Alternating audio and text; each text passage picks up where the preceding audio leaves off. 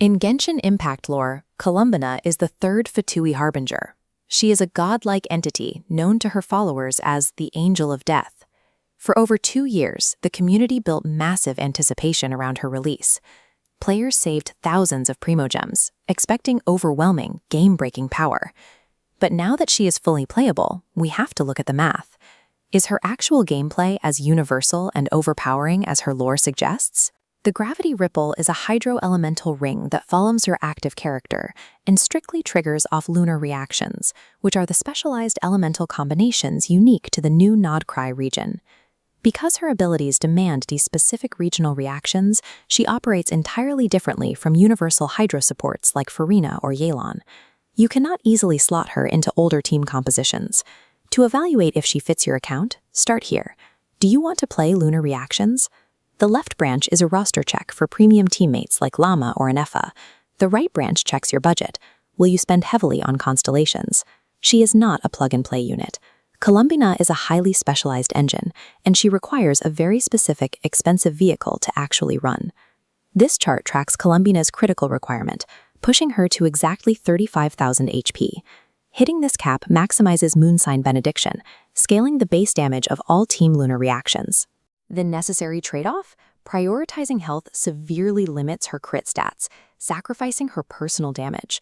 On top of that health pool, she also requires between 160 to 180% energy recharge just to guarantee her elemental burst is available for every rotation.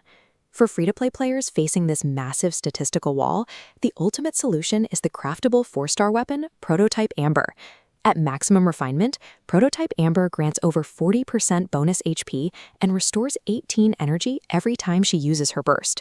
It solves her extreme health and energy problems simultaneously without requiring premium currency. Direct, building Columbina optimally requires you to completely abandon her personal damage to maximize pure teen utility. The only way around this is spending money on her signature 5-star weapon. Her strict mechanics lock her inside the Nodcry lunar ecosystem. The lunar ecosystem is a specific set of elemental reactions and buffs introduced in the newest region, deliberately isolating newer characters from the legacy roster. You must pair her with fast-attacking premium units like Lauma or Anefa to rapidly trigger gravity interference. Gravity interference is the explosive mechanic that detonates once her gravity ripple absorbs enough lunar reactions. When you put her in an optimized lunar domain team, the screen fills with a chaotic sequence of overlapping energy shockwaves and rapid-fire damage numbers. This split-screen matrix compares her output.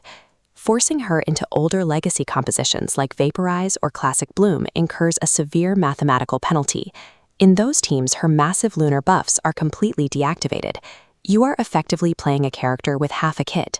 The harsh reality is that outside of her dedicated lunar niche, Columbina is a functional downgrade compared to older, universal hydro units like Xingqiu or Yelan. Players looking to break the game's math often rely on vertical investment through constellations. Constellations are duplicate copies of a character that permanently unlock extra passive abilities. For Columbina, the most extreme statistical power spike is locked specifically behind Constellation 2. It grants her a flat 40% max HP bonus and increases her gravity accumulation rate by 34%. By overriding her standard stat limits, C2 shifts her identity from a balanced elemental enabler into an overwhelming hyperbuffer. Guaranteeing this specific upgrade requires pulling 3 total copies of her, demanding an exorbitant amount of saved Primogems or hundreds of real-world dollars. The opportunity cost here is massive. The currency you spend acquiring C2 could instead secure the premium teammates, like Lauma or Anefa, that she desperately needs to function at her baseline. C2 is a luxury condition for heavy spenders.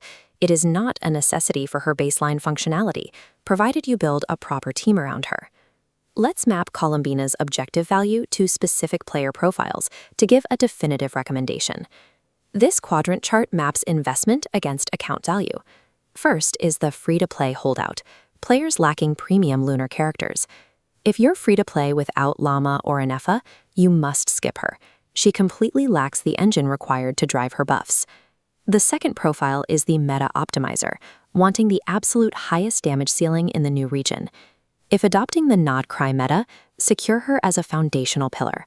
To save resources, stop at Constellation 0 and equip Prototype Amber. The third profile is the Lore Collector, pulling strictly for aesthetics and narrative hype. You can certainly pull her for her aesthetic.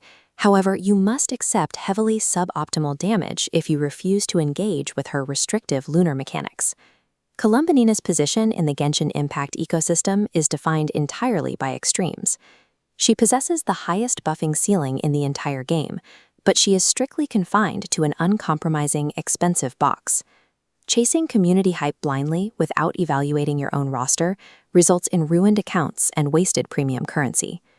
Before you spend a single Primogem, look at your actual inventory. Ask yourself if you are truly willing to play the lunar meta. True meta optimization means pulling for the reality of your account, not the myth of the character.